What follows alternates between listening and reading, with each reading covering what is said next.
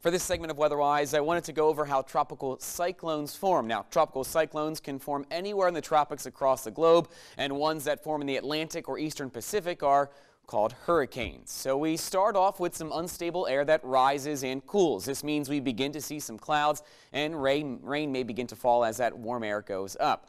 And as that warm and moist air continues to rise, it grows into a large group of thunderstorms.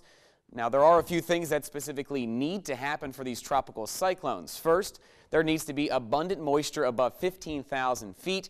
Second, that rising air going up needs to keep climbing at the same speed throughout these storms.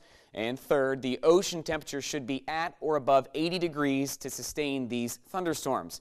Now, when all these storms then group together and become organized, we tend to call this a tropical depression. It has some minimal circulation and winds stay below 38 miles per hour.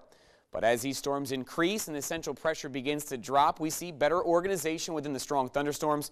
Noticeable circulation is seen on satellite imagery, and winds are now between 38 and 73 miles per hour.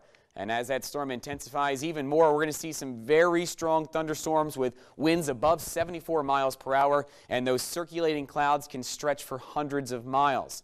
Now, as these tropical cyclones then make landfall, they rapidly decrease in strength as they lose that warm water that supplies the cyclone with its energy. And we also tend to see something called storm surge as these storms move ashore. Now, since hurricanes have such a low pressure and strong associated winds, they actually lift the surface of the ocean.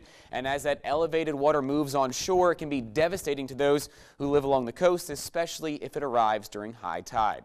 And some storm surges can reach 20 feet above the normal tide level.